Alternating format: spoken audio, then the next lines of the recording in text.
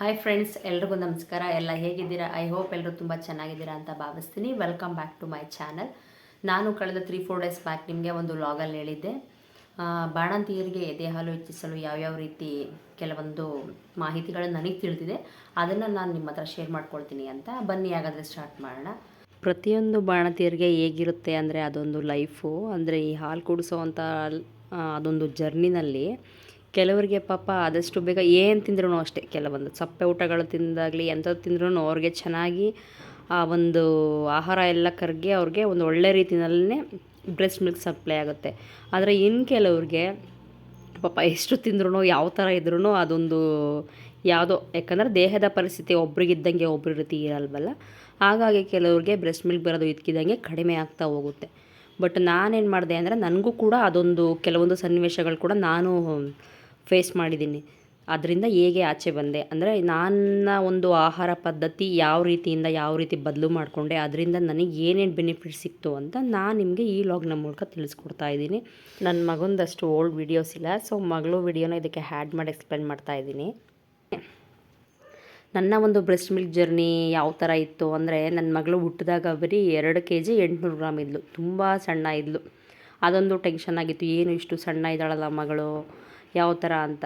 But ನಾನು ಯಾವ ರೀತಿ ಫಾಲೋ ಮಾಡ್ಕೊಬಂದೆ ಅಂದರೆ, ನಮ್ಮ ಅಮ್ಮ ಮನೆಯಲ್ಲಿ ಅಷ್ಟು ಪತ್ತೆ ಏನೂ ಇರಲಿಲ್ಲ. ಯಾವ ಥರ ಅಂದರೆ ಚೆನ್ನಾಗಿ ತರಕಾರಿ ಸೊಪ್ಪು ಎಲ್ಲ ರೀತಿಯ ಬೇಳೆಕಾಳುಗಳು ಕೊಡ್ತಾ ಬಂದರು. ಪ್ರತಿ ಸಲ ಊಟಕ್ಕೆಲ್ಲ ಅಷ್ಟೇ, ಈ ಮಧ್ಯಾಹ್ನ ಮತ್ತು ರಾತ್ರಿ ಏನಾದರೂ ಊಟ ಮಾಡಬೇಕಾದ್ರೆ ಅದಕ್ಕೆ 1-2 ಸ್ಪೂನಷ್ಟು ತುಪ್ಪನ ಊಟದ ಜೊತೆನೇ ಹಾಕ್ತಾಯಿದ್ರು. ಅದರ ಜೊತೆಗೆ ಬೆಳಗ್ಗೆ ಇದ್ದಾಗಲೂ ಅಷ್ಟೇ 1 ಗ್ಲಾಸ್ ಹಾಲು, ಮತ್ತು ನೈಟ್ ಮಲಗಬೇಕಾದ್ರೂ ಕೂಡ 1 ಗ್ಲಾಸ್ ಹಾಲು ಕೊಡ್ತಾಯಿದ್ರು. ಇನ್ನು ವಾರಕ್ಕೆ 2 ಸಲ ಚಿಕನ್ನು ಅಥವಾ ಮಟನ್ ಯಾವುದಾದ್ರೂ ಓಕೆ, ಅದನ್ನು ಕೊಡ್ತಾಯಿದ್ರು. ಅದಕ್ಕೆ ಜಾಸ್ತಿ ಮಸಾಲೆ ಏನೂ ಹಾಕ್ತಿರಲಿಲ್ಲ, ಸಿಂಪಲಾಗಿ ಕೆಲವೊಂದಷ್ಟು ಮಸಾಲೆ ಹಾಕಿ ಅದನ್ನು ಸಾಂಬಾರು ಮಾಡಿ ಕೊಡ್ತಾಯಿದ್ರು. ಹಾಗೆ ರೀತಿ ಮೊಟ್ಟೆನೂ ಅಷ್ಟೇ, ಯಾಕಂದರೆ ಬಾಡಿಗೆ ಪ್ರೋಟೀನ್ ಕೂಡ ಅವಶ್ಯಕತೆ ಇತ್ತಲ್ವ ಆಗಿನ ಟೈಮಲ್ಲಿ. ಹಾಗಾಗಿ ನನ್ನ ಒಂದು ಆಹಾರ ಪದ್ಧತಿನಲ್ಲಿ ನಮ್ಮಮ್ಮ ಈ ರೀತಿ ಎಲ್ಲ ಪ್ರತಿಯೊಂದು ದಿನ ಪ್ರತಿಯೊಂದು ಆ್ಯಡ್ ಮಾಡ್ತಾ ಬರ್ತಾಯಿದ್ರು. ಇನ್ನು ಇದ್ರ ಜೊತೆಗೆ ನಾನು 4-5 ಲೀಟ್ರ್ ನೀರು ಕುಡಿತಿದ್ದೆ. ಹಾಗೂ ಏಲಕ್ಕಿ ಬಾಳೆಹಣ್ಣಾಗಲಿ ಪಪಾಯ ಆಗಲಿ ಈ ಥರ ಹಣ್ಣುಗಳನ್ನೂ ಕೂಡ ಕೊಡ್ತಾಯಿದ್ರು. ಏನಂದರೆ ಅದನ್ನೆಲ್ಲ ತಿಂದ್ರೇ ಚೆನ್ನಾಗಿ ಅಲ್ವಾ ಮಿಲ್ಕ್ ಬರೋದು. ಯಾಕಂದರೆ ಒಬ್ಬಳು ತಾಯಿ ಒಂದು ಮಗುಗೆ ಜನ್ಮ ಕೊಡ್ತಾಳೆ ಅಂದರೆ ಅವಳಲ್ಲಿ ಸಾಕಷ್ಟು ಬದಲಾವಣೆಗಳಾಗಿರುತ್ತೆ. ಯಾಕಂದರೆ ಕೆಲವೊಂದು ಬ್ಲಡ್ ಲಾಸ್ ಆಗಿರೋದು, ಬಾಡಿನಲ್ಲಿ ಏನೂ ಶಕ್ತಿನೇ ಇಲ್ದಂಗೆ ಆಗೋದು, ಎಷ್ಟು ನಿಶಕ್ತಿ ಇರುತ್ತೆ ಅಲ್ವಾ. ಆಗಿನ ಟೈಮಲ್ಲಿ ಏನು ಮಾಡಬೇಕಂದ್ರೆ ನಮ್ಮ ಬಾಡಿಗೆ ನಾವು ಆದಷ್ಟು ಒಳ್ಳೆ ಪೌಷ್ಟಿಕಾಂಶ ಇರೋವಂತಹ ಆಹಾರಗಳನ್ನೇ ನಾವು ಸೇವನೆ ಮಾಡ್ತಾ ಬರಬೇಕು.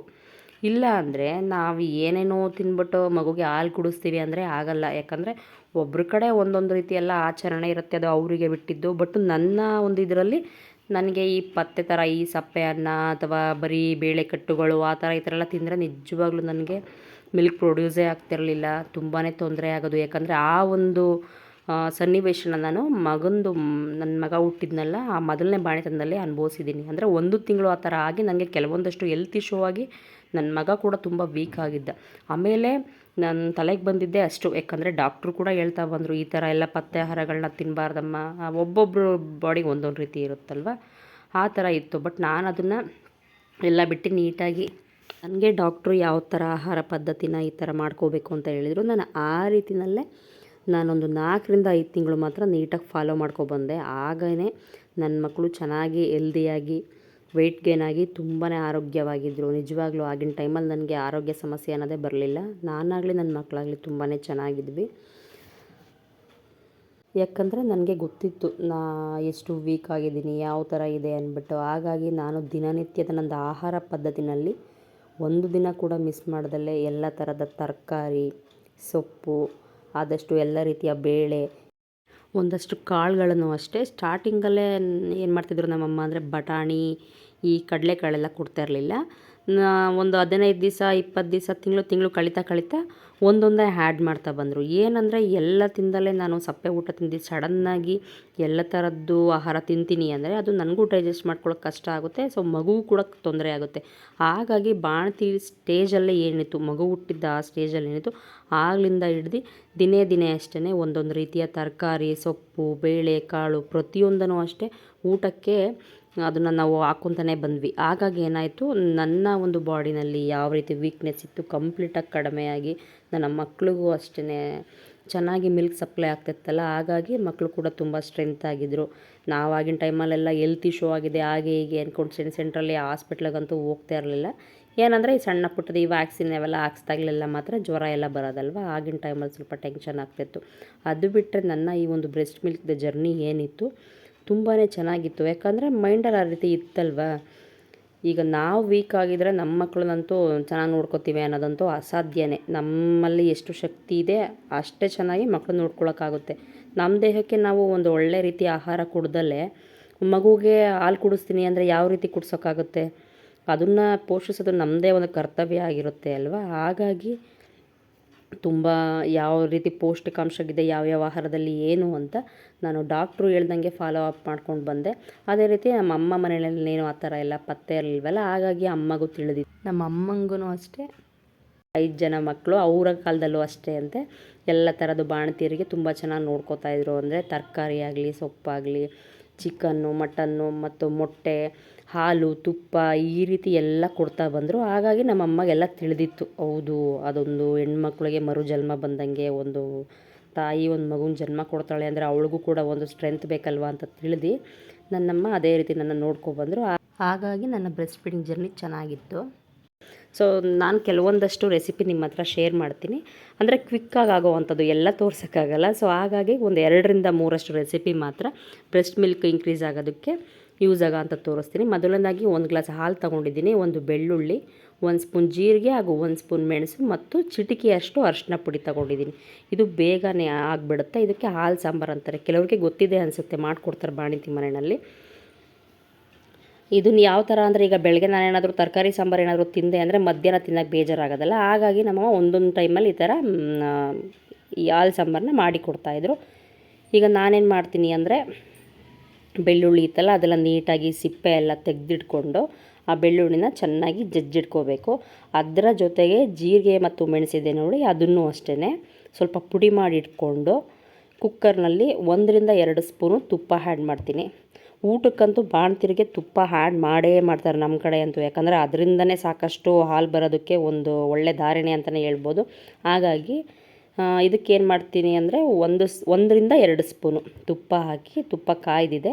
ಇದಾದ ನಂತರ ಆ ಒಗ್ಗರಣೆಗೆ ಏನೇನು ಇಟ್ಕೊಂಡಿದ್ದೆ ಜೀರಿಗೆ, ಮೆಣಸು, ಅರಿಶಿನ ಪುಡಿ ಹಾಗೂ ಬೆಳ್ಳುಳ್ಳಿನ ಅದಕ್ಕೆ ಹಾಕಿ 1 ನಿಮಿಷಗಳ ಕಾಲ ಮಾತ್ರ ಅದಕ್ಕೆ ರೋಸ್ಟ್ ಮಾಡಿ ನಂತರ ಏನಿತ್ತು 1 ಗ್ಲಾಸ್ ಹಾಲು ಇದಕ್ಕೆ ಹಾಕೋಣ.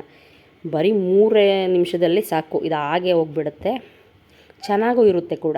ಇನ್ನು ರುಚಿಗೆ ತಕ್ಕಷ್ಟು ಸ್ವಲ್ಪ ಉಪ್ಪು ಹಾಕಿದ್ರೆ ಅನ್ನ ಮೆತ್ತಗೆ ಮಾಡ್ಕೊಂಡು ಅದ್ರ ಜೊತೆ ಇದನ್ನು ತಿಂದರೆ ಟೇಸ್ಟ್ ಕೂಡ ಚೆನ್ನಾಗಿರುತ್ತೆ, ಮಿಲ್ಕ್ ಸಪ್ಲೈ ಕೂಡ ಚೆನ್ನಾಗಾಗುತ್ತೆ.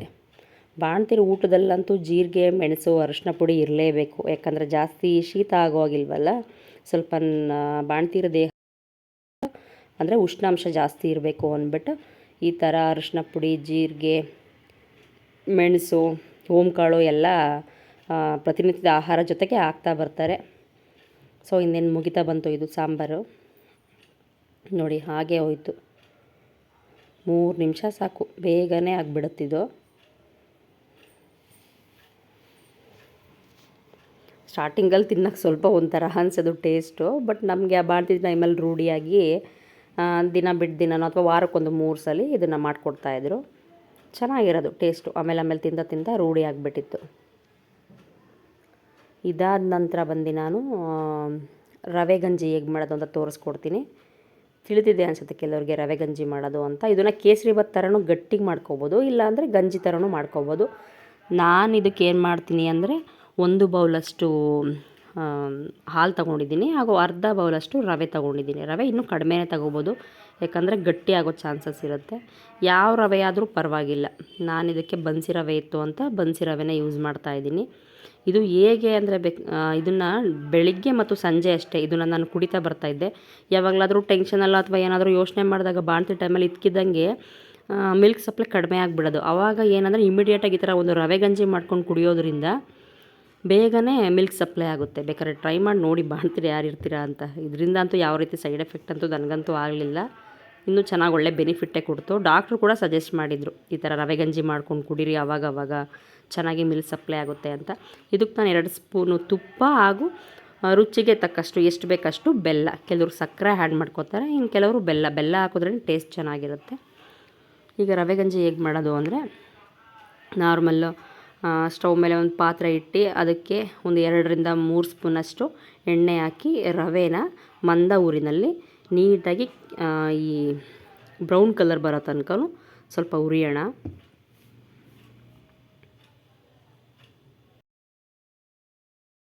ನಾನು ಇದನ್ನು ನಿಮಗೆ ತೋರಿಸ್ಕೊಡ್ಬೇಕು ಅಂತ ಸ್ವಲ್ಪ ಮಾಡ್ತಾಯಿದ್ದೀನಿ ಅಷ್ಟೇ. ಆದರೆ ಬಾಣತಿ ಟೈಮಲ್ಲಂತೂ ನಮ್ಮಮ್ಮ ಏನು ಮಾಡ್ತಿದ್ರು ಅಂದರೆ 1 ಲೀಟ್ರ್ ಗಟ್ಟಲೆ ಮಾಡಿ ಇಟ್ಬಿಡ್ತಿದ್ರು. ಒಂದು 2 ಗ್ಲಾಸು ಹಾಲು, 1 ಗ್ಲಾಸ್ ನೀರು ಸೇರಿಸ್ಬಿಟ್ಟು 1 ಬೌಲ್ ತುಂಬ ರವೆ ಹಾಕಿ ಚೆನ್ನಾಗಿ ತುಪ್ಪ ಹಾಕೆಲ್ಲ ಹುರಿದು ಒಂದರಲ್ಲಿ ಮಾಡಿ ಇಟ್ಬಿಡ್ತಿದ್ರು. ಯಾವಾಗ ಬೇಕು ಆವಾಗ ನಾನು ಬಿಸಿ ಮಾಡ್ಕೊಂಡು ಬೆಳಗ್ಗೆ ಅಥವಾ ಸಂಜೆ ಅಂದರೆ ಈ ಮಿಲ್ಕ್ ಸಪ್ಲೈ ಏನಾದರೂ ಕಡಿಮೆ ಆಗ್ತಿದೆ ಅಂತ ಏನಾದರೂ ಅನ್ನಿಸಿದಾಗ ಇದನ್ನು ಮಾಡ್ಕೊಂಡು ಕುಡಿದ ತಕ್ಷಣ ಇಮಿಡಿಯೇಟಾಗಿ ಇದು ಒಳ್ಳೆ ರಿಸಲ್ಟ್ ಕೊಡ್ತಾಯಿತ್ತು. ಇನ್ನೇನು ರವೆ ಕೂಡ ನೀಟಾಗಿ ಬ್ರೌನ್ ಕಲರ್ ಬಂದಿದೆ. ಇದಕ್ಕೆ ನಾನು 1 ಬೌಲ್ ಹಾಲು ತಗೊಂಡಿದ್ದೆ ಅಲ್ವಾ, ಅದನ್ನು ಸೇರಿಸ್ತಾ ಇದ್ದೀನಿ. ಅದಕ್ಕೆ ಸ್ವಲ್ಪ ನೀರು ಹಾಕಿ ಕುದಿಯೋಕ್ಕೆ ಬಿಟ್ಟರೆ ಸಾಕು. ಬೆಲ್ಲ ಈಗಲೇ ಹಾಕಿದ್ರೆ ಹಾಲು ಒಡೆದೋಗೋ ಚಾನ್ಸಸ್ ಇರುತ್ತಲ್ವ, ಹಾಗಾಗಿ ಚೆನ್ನಾಗಿ ಕುದಿ ಬಂದು ಇನ್ನೇನು ಇಳಿಸ್ತೀವಲ್ಲ ಆಗಿನ ಟೈಮಲ್ಲಿ ನಾವು ಬೆಲ್ಲ ಬೇಕಾದರೆ ಟೇಸ್ಟಿಗೆ ಸ್ವಲ್ಪ ಏಲಕ್ಕಿನೂ ಆ್ಯಡ್ ಮಾಡ್ಕೋಬೋದು. ನೋಡಿ ಆಗೋಯ್ತು. ಬೇಗ ಗಟ್ಟಿ ಆಗಿಬಿಡುತ್ತೆ. ಆಗಾಗ ಸ್ವಲ್ಪ ಇದಕ್ಕೆ ನಾವು ಒಂಚೂರು ನೀರು ಹಾಕಲೇಬೇಕು ಎಕ್ಸ್ಟ್ರಾ, ಇಲ್ಲಾಂದರೆ ಕೇಸರಿ ಭಾತ್ ಥರ ಆಗುತ್ತೆ. ಈಗ ತಿಂದ್ರೂ ಏನು ತೊಂದರೆ ಇಲ್ಲ. ಇನ್ನು ಕಾಫಿ ಟೀ ಕುಡಿತೀವಲ್ಲ, ಅದ್ರ ಬದಲು ನನಗೆ ಬೆಳಗ್ಗೆ ಹೊತ್ತೇನಾದರೂ ಕಾಫಿ ಕೊಟ್ಟರೆ ಸಂಜೆ ಹೊತ್ತು ಈ ಥರ ನಮ್ಮಮ್ಮ ಹರ್ಬಲ್ ಟೀ ಮಾಡಿಕೊಡ್ತಾಯಿದ್ರು. ಇದೂ ಅಷ್ಟೇ ನಮ್ಮ ದೇಹಕ್ಕೆ ತುಂಬ ಒಂದು ಒಳ್ಳೆ ರೀತಿ ಬೆನಿಫಿಟ್ ಕೊಡುತ್ತೆ. ಮಿಲ್ಕ್ ಪ್ರೊಡ್ಯೂಸ್ಗೆ ತುಂಬ ಹೆಲ್ಪ್ ಆಗುತ್ತಿದ್ದು ಈ ಹರ್ಬಲ್ ಟೀ. ಇದಕ್ಕೆ ನಾನು 1 ಸ್ಪೂನ್ ಜೀರಿಗೆ, 1 ಸ್ಪೂನು ಸೋಂಪು ಕಾಳು, 1 ಸ್ಪೂನು ಮೆಂತೆ ಹಾಗೂ ರುಚಿಗೆ ತಕ್ಕಷ್ಟು ಬೆಲ್ಲ ಹಾಗೂ 1/4 ಸ್ಪೂನಷ್ಟು ಓಂಕಾಳು ತೊಗೊಂಡಿದ್ದೀನಿ. ಇದು ಹೀಟ್ ಆಗುತ್ತೆ ಅಥವಾ ಕೋಲ್ಡ್ ಆಗುತ್ತೆ ಅನ್ನೋ ಚಾನ್ಸಸ್ ಇರಲ್ಲ, ಯಾಕಂದರೆ ಎಲ್ಲ ಇಂಗ್ರೀಡಿಯೆಂಟ್ ಇದರಲ್ಲಿ ಮಿಕ್ಸ್ ಆಗಿಬಿಟ್ಟಿದೆ ಅಲ್ವಾ. 2 ಗ್ಲಾಸ್ ನೀರಿಗೆ ಇಷ್ಟನ್ನು ಹಾಕಿ 1 ಗ್ಲಾಸ್ ಆಗೋ ತನಕ ಚೆನ್ನಾಗಿ ಕುದಿಸ್ಬಿಟ್ಟು ಶೋಧಿಸಿ ಕುಡಿದ್ರೆ ಒಳ್ಳೆ ಬೆನಿಫಿಟ್ಟು. ಈಗ ಬಾಣತಿ ಟೈಮಲ್ಲೆಲ್ಲ ಮೂಲವ್ಯಾಧಿ ಆಗುತ್ತೆ, ಆ ಥರ ಈ ಥರ ಎಲ್ಲ ತೊಂದರೆಗಳೆಲ್ಲ ಇರುತ್ತೆ ಅಲ್ವಾ, ಇದು ಕುಡಿಯೋದ್ರಿಂದ ಆ ರೀತಿ ತೊಂದರೆ ಆಗೋಲ್ಲ. ತುಂಬಾ ಬೆನಿಫಿಟ್ ಇದೆ ಇದರಲ್ಲಿ. ನೋಡಿದ್ರಲ್ಲ ಫ್ರೆಂಡ್ಸ್, ಕ್ವಿಕ್ಕಾಗಿ ಬಾಣಂತಿಯರಿಗೆ ಎಷ್ಟು ಬೇಗ ಮಿಲ್ಕ್ ಸಪ್ಲೈ ಆಗಬೇಕು ಅಂದರೆ ಈ ರೀತಿ ಒಂದು ರೆಸಿಪಿಗಳನ್ನ ನನಗೆ ತಿಳಿದ ಮಟ್ಟಿಗೆ ನಿಮ್ಮ ಹತ್ರ ಶೇರ್ ಮಾಡಿದ್ದೀನಿ. ಇದಾದ ನಂತರ ಇನ್ನು ಬಾಣ್ತಿರ ಮನಸ್ಥಿತಿಗೆ ಬಂದರೆ ಪಾಪ ಮನೆ ಒಳಗಡೆ ಇರ್ತಾರೆ, ಮಗು ನೋಡ್ಕೊಳ್ಳೋದು, ಆ ಡೆಲಿವರಿ ಪೇನ್ಸು ಯಾವ ರೀತಿ ಇರುತ್ತೆ ಅಲ್ವಾ.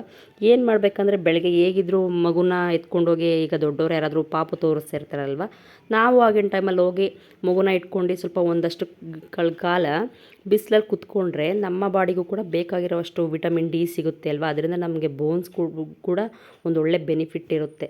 ಏನಂದರೆ ಒಳಗಡೆ ಇದ್ದು ಮೈಂಡೆಲ್ಲ ಎಷ್ಟು ಸ್ಟ್ರಕ್ ಆಗಿರುತ್ತೆ ಅಂದರೆ ಆ ಬಾಣಿನ ಥರ ನೆನೆಸ್ಕೊಂಡ್ರೆ ಪಾಪ ಅದಂತೂ ನಾವು ಅನುಭವಿಸ್ಕೊಂಬಂದಿದ್ದೀವಿ ಬಿಡಿ. ಒಳಗಡೆ ಇದ್ದು ಮೈಂಡೆಲ್ಲ ಸ್ಟ್ರೆಸ್ ಆಗಿರೋದು.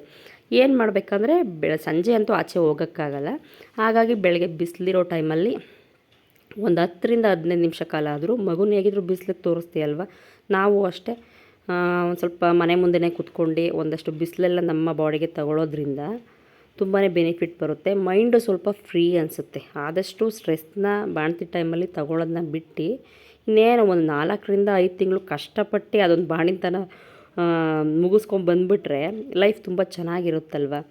ಆದಷ್ಟು ನಮ್ಮ ಬಾಡಿಗೂ ಅಷ್ಟೇ ಒಂದು ಒಳ್ಳೆಯ ಪೌಷ್ಟಿಕ ಆಹಾರನ ಕೊಡಬೇಕು, ಹಾಗೆ ಮನಸ್ಸನ್ನೂ ಅಷ್ಟೇ ತುಂಬ ರಿಲೀಫಾಗಿ ಇಟ್ಕೋಬೇಕು.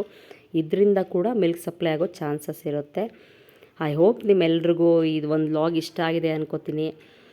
ನನಗೆ ತಿಳಿದಿರೋ ಮಾಹಿತಿ ನನ್ನ ಪರ್ಸ್ನಲ್ ಲೈಫಲ್ಲಿ ನಾನು ಯಾವ ರೀತಿ ಹ್ಯಾಡ್ ಮಾಡ್ಕೊಬಂದೆ, ಅದರಿಂದ ಏನು ಬೆನಿಫಿಟ್ ಬಂತು ಅಂತ ನಾನು ಇದನ್ನು ತಿಳಿಸ್ಕೊಟ್ಟಿದ್ದೀನಿ. ನಿಮ್ಮೆಲ್ರಿಗೂ ಈ ವ್ಲಾಗ್ ಇಷ್ಟ ಆಗಿದೆ ಅಂತ ಭಾವಿಸ್ತೀನಿ. ಆದಷ್ಟು ಲೈಕ್ ಮಾಡಿ, ನಿಮ್ಮ ಫ್ರೆಂಡ್ಸ್ ಆ್ಯಂಡ್ ಫ್ಯಾಮಿಲಿಗೆಲ್ಲ ಶೇರ್ ಮಾಡಿ, ಹಾಗೂ ನನ್ನ ಈ ಒಂದು ಹೊಸ ಚಾನಲ್ನ ಯಾರು ನೋಡ್ತಾ ಇದ್ದೀರಾ ಹೊಸದಾಗಿ ಸಬ್ಸ್ಕ್ರೈಬ್ ಮಾಡ್ಕೊಳ್ಳಿ ಅಂತ ಹೇಳ್ತಾ, thank you for watching and love you all.